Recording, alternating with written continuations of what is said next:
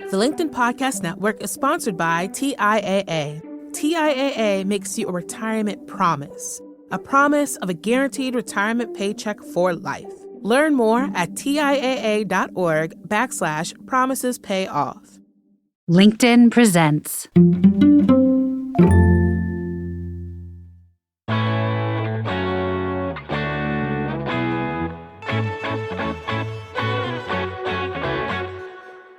Hi, it's Morra Aarons-Mele, host of The Anxious Achiever.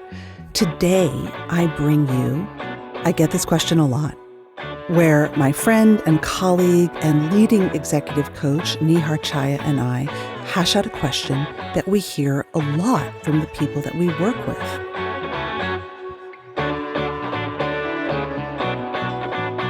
In this week's LinkedIn Live, Nihar Chhaya and I dive into a singular and difficult question. Am I too old for this job? That's really a two-part question. Am I too old, meaning do people think I'm too old or too expensive or too set in my ways for a new job? And also, am I going to be adaptable? Am I going to be willing to put up with what it takes as a senior leader in a new role?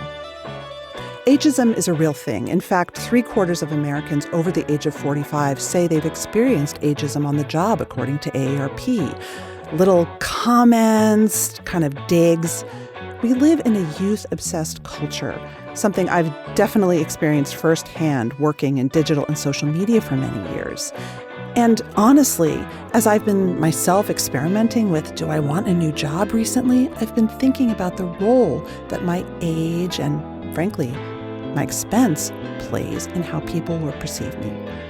One of the things I love about this episode is that we get super, super practical, even in the words you might want to use and the attitude you might want to convey as you're thinking about transitioning into a different role and concerned that your age might play a factor. Anyway, I hope this episode is helpful for you. I'd love to hear your thoughts about it and see us on our next live. You can find the details online on LinkedIn. Thanks so much. Hello. Hey, Morra, how are you? I'm super good. I have a new mic, so if anyone thinks I sound better, let me know. And again, if you're out there on the live, say hi, tell us where you're calling from, tell us how old you are. Just Yeah, kidding. right? Feel free to tell us how old you are. Yeah, tell us if you're young, old, in the middle, anything, and we definitely, this is a really fun topic. I got to tell you that it's come up quite a bit in my work, because I do tend to work with mostly leaders in more Gen X, but as time goes on, you start seeing more leaders in millennials and Gen Z as well. And so I'm glad we chose this topic, and I hopefully we'll be able to get some questions going in the comment section as well today. Yeah.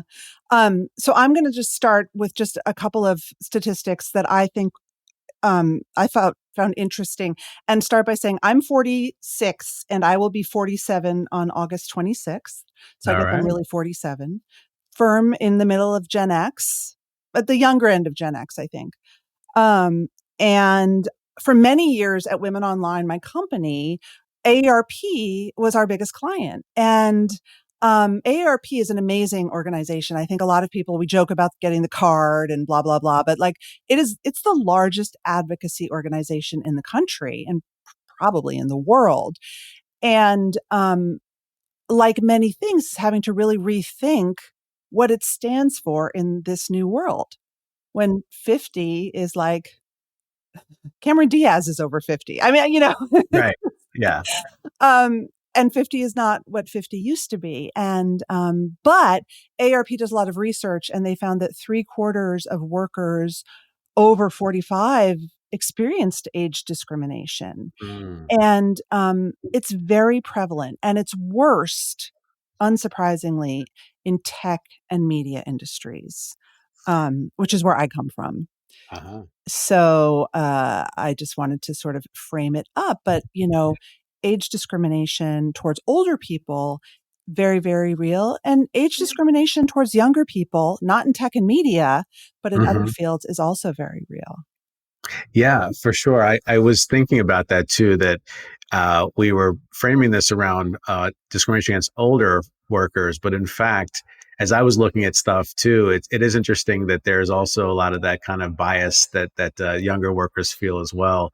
And the tech and media thing, I guess it's not surprising. I wonder, is it because of one, the having to ramp up the learning curve of technology, but also, is it appearance based? Is it the Mm. fact that maybe in media, I guess it depends on really where, if you're kind of camera facing or not. But I was thinking how much of this is also related to just our own biases around visual, like, because usually we can't always tell how old somebody is. It's interesting about the visual. I think that in tech, we obviously have this stereotype that younger people know more about technology. Right. And that is true in terms of, the sort of hard sciences behind engineering. And it's very true. So I come more from the content and marketing side.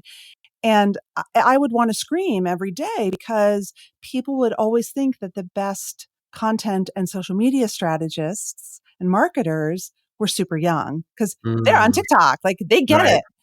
And I would always say, they may be great on TikTok, but like this is your brand you're putting in their hands, you know? Mhm.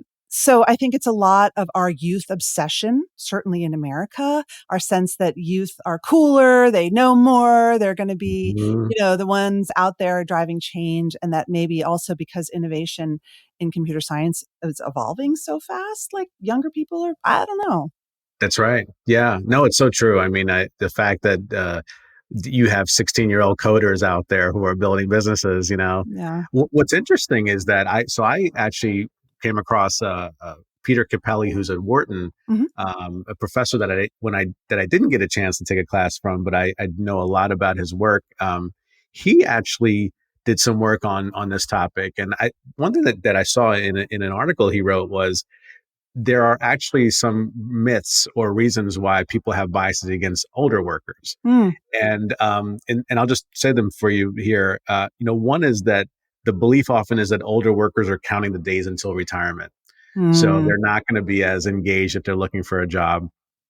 Older workers don't have today's skills, which is something that you've talked about as well compared to younger workers, but also that older workers won't necessarily want to report to younger managers. mm, And this is also interesting. Older workers only accept higher salaries. mm. So these are myths. They're not necessarily backed by evidence, but it kind of creates the bias that a lot of people might have around. Do I really want to hire an older worker for a role that I'm looking for? Let me play devil's advocate with you. Why wouldn't an older worker accept only a higher salary? Yeah, I totally agree. Yeah, and I think the belief is that, again, this goes back to what organizations have to think about is like, what are you paying for? You know, Yeah. is it really worth trying to lowball somebody when you really want to get the experience that they bring to the table? And I wondered about this topic also as it relates to both sides of the table.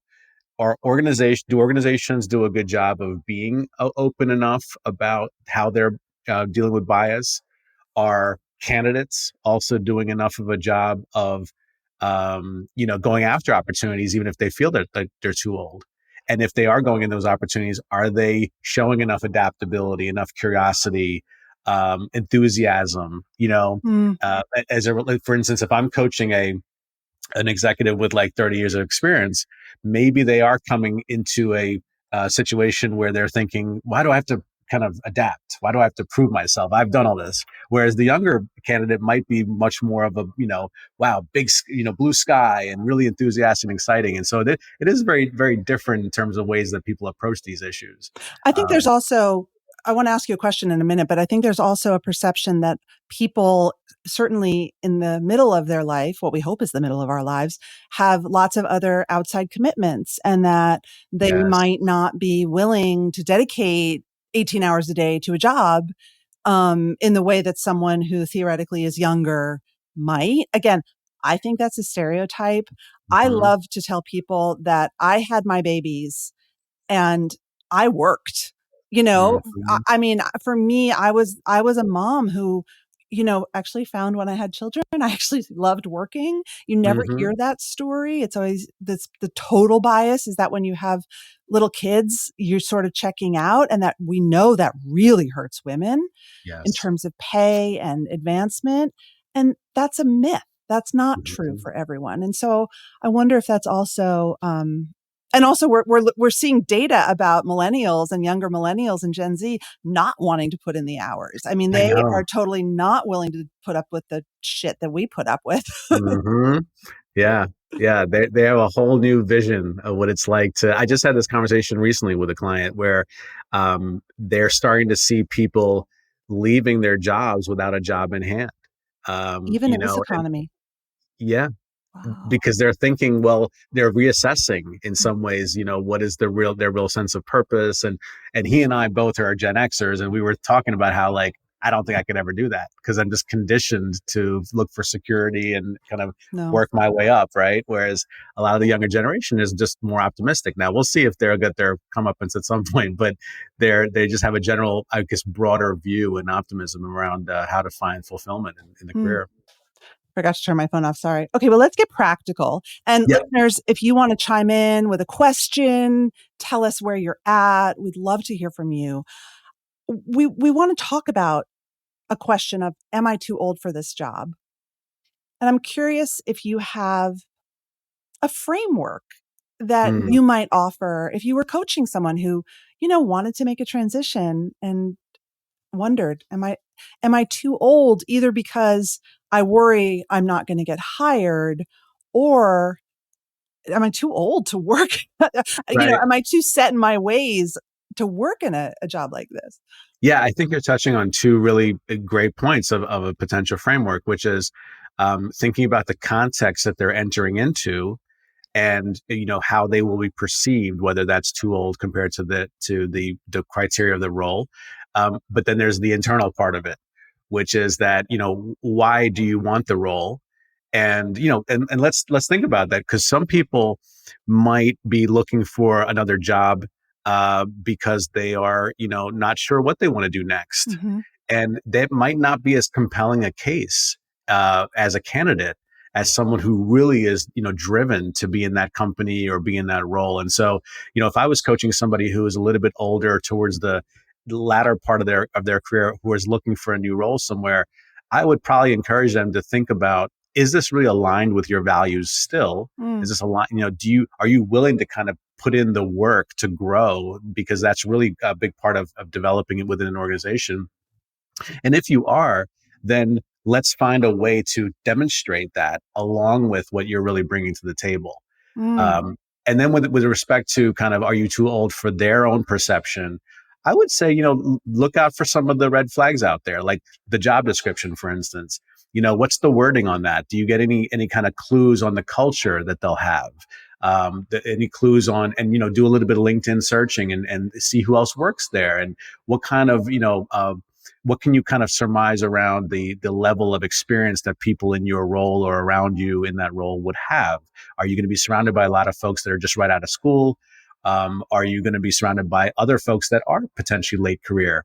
mm. And see if you can kind of get a sense for. I'm a big believer in maybe networking with some of those folks to understand what life is like in that company, and really kind of design your pitch in a way that's going to be amenable, I think, to them being able to see, like, we could see you fitting in here.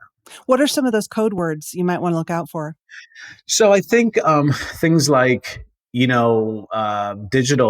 For example, if you're looking for someone who's purely tech oriented and digital, focused, is there a big kind of emphasis on social media, or being savvy around some of the more, I can't think of any words offhand, but I would say even like excited, enthusiastic, as opposed to maybe technical skills. I think it'd be interesting to see if there's a certain tone that's in these job descriptions that relates a little bit to the culture. Dynamic, Dynamic. entrepreneurial. Hmm. And I think, again, the other interesting factor here is the nature of the company and where they're going. Right. So, for instance, if you're a startup that really is looking for, growth, if you are a late stage startup that's looking to IPO, for instance, maybe they're looking. One of the clients that I work with is a company that was a startup and then IPO'd. They are in that right position where they actually want more older people to come in to kind of be the parent, if you will, to kind The of adults in the room. Wasn't Sheryl Sandberg hired to be the adult in the room? exactly that. So that's where that could be your advantage. You could actually come in being the much more mature voice Yeah. among a lot of early career folks who are really good when it was scrappy, but now need a little bit of direction and kind of maturity, right? So that's another area where I would say think about where you can play to your strengths and make those decisions around your job search, I think, accordingly. That's so interesting. And you remind me, one of my very first jobs in the first dot-com boom was at a company that had IPO'd and really, and brought in an incredibly, my boss, Betty Hudson, incredible woman. She was, I think, head of corp comms at NBC. I mean, she was so experienced. And it was, she said, I'm the senior vice president. She would joke, but there really was that sense that like, we're ready for talent that we can finally afford. And I think that's super interesting to look at the growth stage. Any other clues that maybe, like who their board is or what their Yeah. strategic plan looks like? Definitely. I think so. You're touching on an important part, which is who are the stakeholders that are, have the most influence here. Um, I think looking at the website, looking at the leadership team, Mm-hmm. looking at where they came from, for instance. Uh, Sometimes I think, again, looking at more private companies, you oftentimes will have a much older board that is overseeing. They Mm-hmm. might come from VC firms or they might come from just appointments, but they tend to be an area where, if you're an older candidate, could you actually get to know those folks and really show your value that where you could help. And then I think also in the interview process, I think when you are in those positions where you're being asked questions about your experience, I would really encourage candidates to think about how do you make it kind of like an exciting opportunity for them to bring you on board, Mm. and I'm not generalizing that like the older you are, the less enthusiastic you are, but I do think that there is a certain freshness that comes from younger career candidates just by nature of them not having really done a lot beforehand and really kind of putting all their eggs into this one basket. I think there's a way to think about how do I look back, it's almost similar to any kind of sales meeting. Mm. How do you really make them buy you, not just the experience you're bringing? Can they see themselves wanting to just kind of learn from you and to hang out with you, and that you're also going to be willing to learn from them? I love that. And I should say actually, when you're interviewing for the kind of role that your network could be powerful, like a sales job, Mm-hmm. I think it's really appropriate to highlight the relationships you're bringing. Yes. I've also though run into recently a sort of bias that I might expect to be in charge because of my age and seniority. And Mm-hmm. that's not appropriate for the role that I'm interviewing for. And sort of like, Mm-hmm. are you okay? Like, are you willing to do that? Right. Which is frustrating. I have to, this is like so honest and raw, but I, as I've shared, have been sort of experimenting with like, what am I going to do next with my life after selling my company and trying to do workplace mental health full time. But I've been applying for jobs here and there, almost like an experiment, because I've been an entrepreneur for 17 years. Mm-hmm. And I have applied for some jobs online that were definitely like below the skill set level that I have, and have never got a single email back. Nothing. Mm-hmm. And I just was named, shortlisted for the Thinkers 50, like That's right. Distinguished Achievement and Leadership Award, so like my career on that end is going gangbusters, but Oh it's so funny because thank you. yeah. But if I were to look at what it feels like to apply for jobs right off LinkedIn, which I've done a few times, bubkiss, crickets. Mm-hmm. Mm-hmm.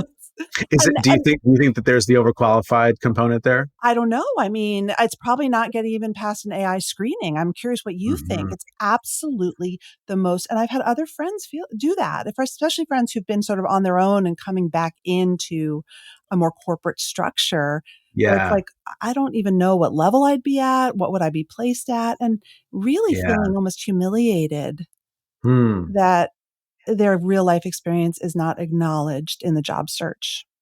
Yeah, yeah. This is an unfortunate stereotype, I think, that we fall victim to, when we are already experienced and qualified.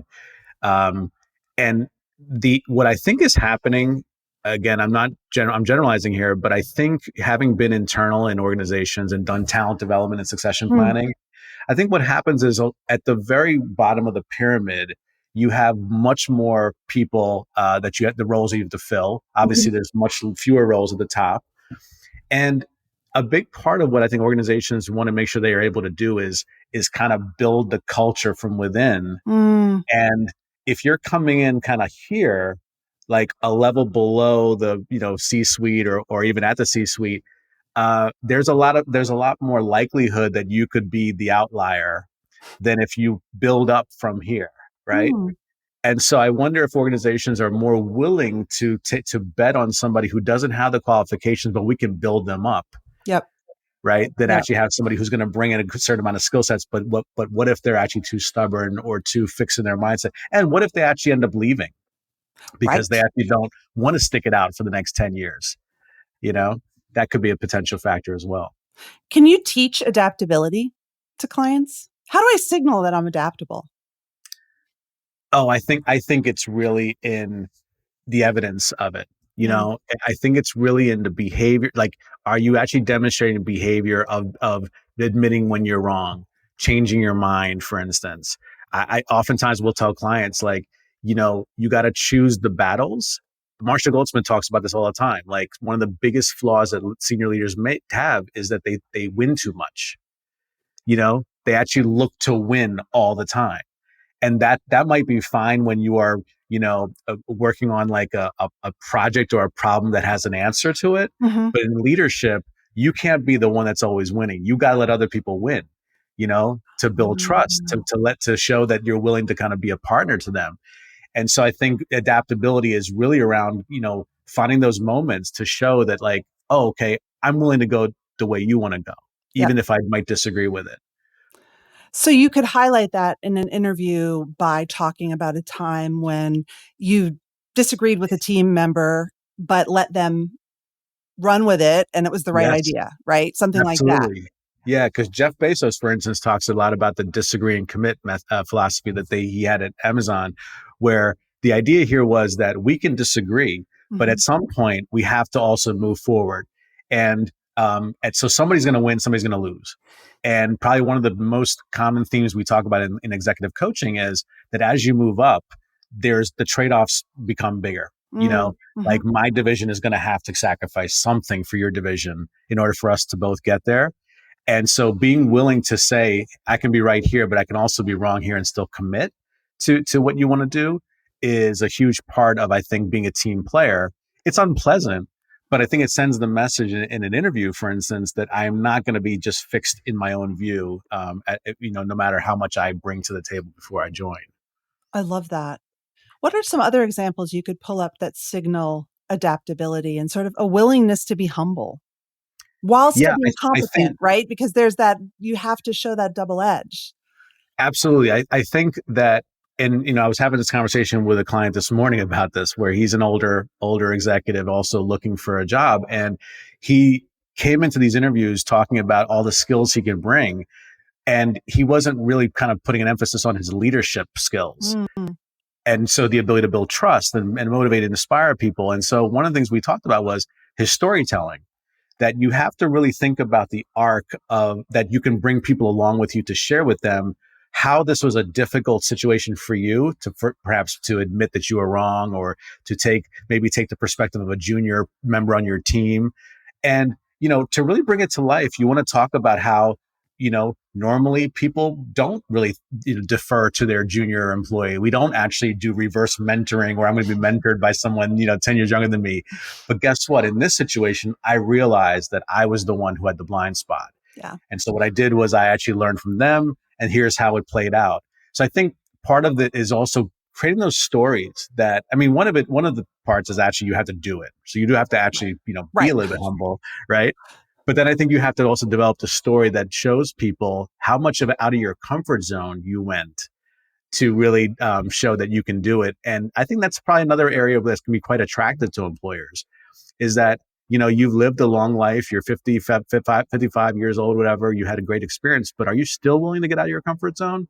Okay, that's attractive to me because that's something that we can work with then. I love that.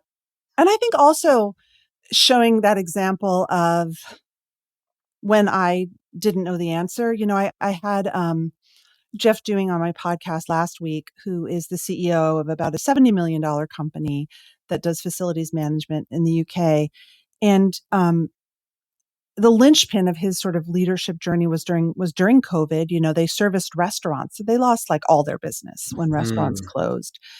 And he had a little bit of a breakdown, and he was in a board meeting with senior leadership trying to figure out what are we going to do? We have no business. Like literally there are no restaurants operating.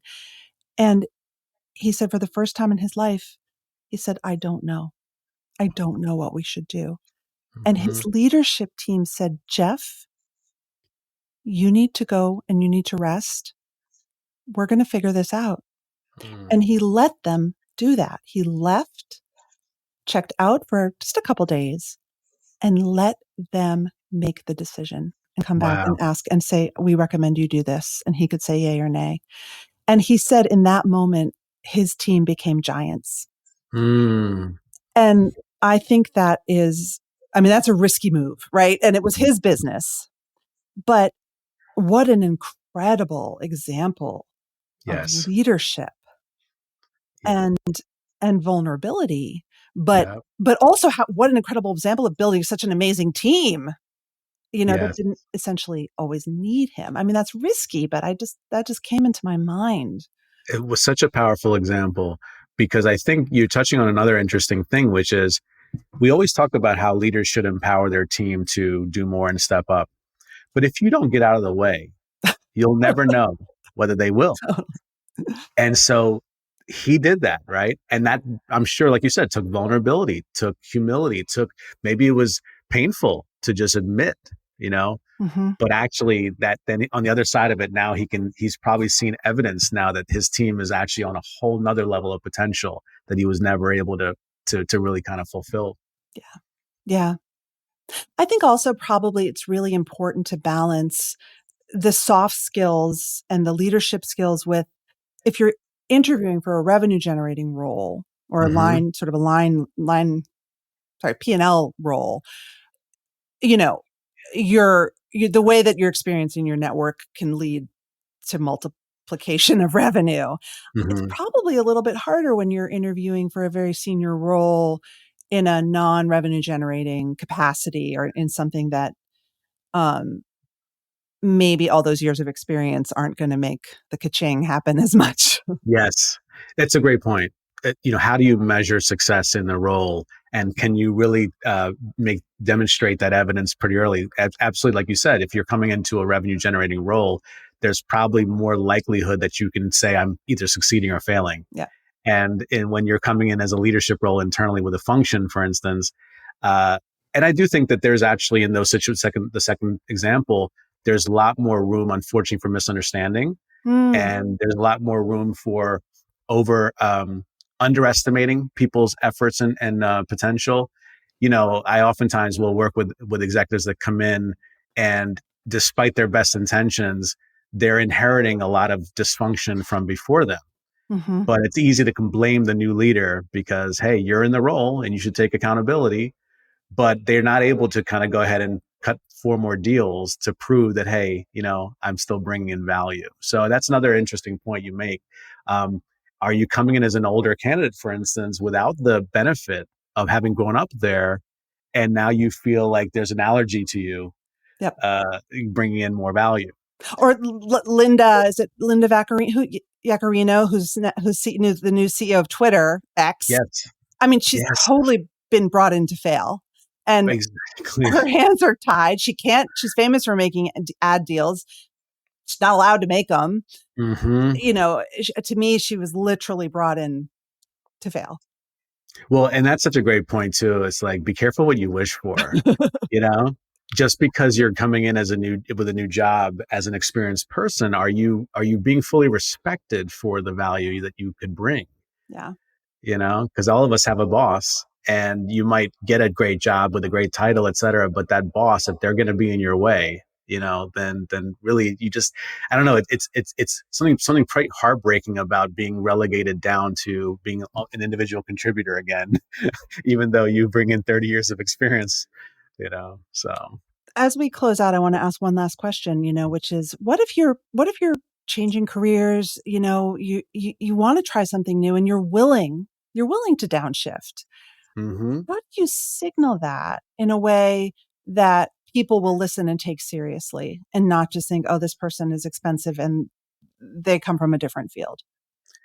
Yeah, I wonder whether it makes sense to touch on that very lightly. I probably, I don't know, if I put myself in that situation, I wonder if I would not want to potentially start from a place of, hey, I'm willing to kind of downshift, because that might send a message that your motivation isn't as much, or you're not as reliable.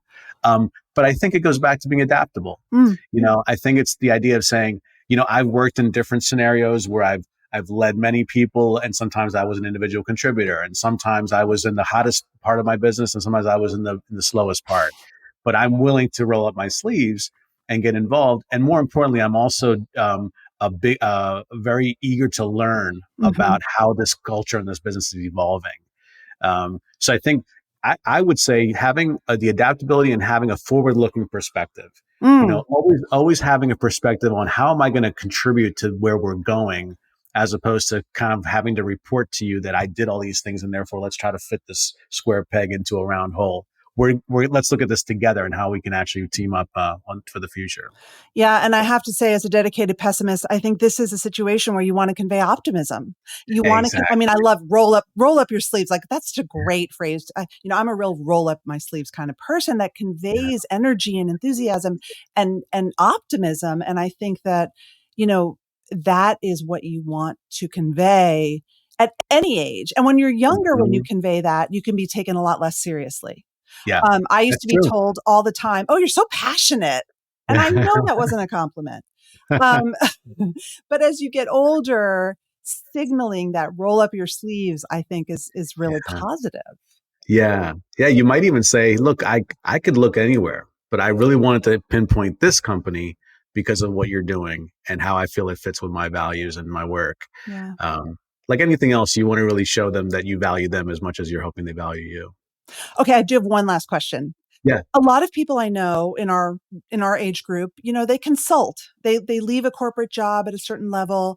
Then they use that great network. They consult for 8-12 months. Then they want to go back in. Yeah. How do you position that consulting period in a way that makes you stronger as an older candidate? Yeah. I would say it's one, I think it's like, hey, I was willing to take a risk. I was willing to go out there and bet on myself. And that means that I'm willing to deal with change. I'm willing to deal with the ups and downs of the economy, for instance. And like, for instance, why I went into coaching and consulting was because I actually wanted to be of value to more than one party, basically. So the idea here is, you could say, I went into consulting because I want to bring some expertise to a bigger audience. But having done that, and coming back to you, I'm able to bring in a perspective that's broader than your company. I have best practices that I've gathered from so many other clients in this industry or outside the industry that I can then bring in. Because remember, a lot of people who have worked in one company for many years, they are just, by no mistake of their own, they're oblivious to really what's existing outside. But you're able to kind of bring that back into them and with a refreshing point of view. Yes. And there is no better way than consulting to Yeah. really refresh and learn and go deep into, companies you normally wouldn't have. So Yeah. Exactly. Awesome. Thank you, my friends. Thank you, listeners and Always. watchers. And we will talk in 2 weeks. Thanks, Morra. Bye. See you later. Bye.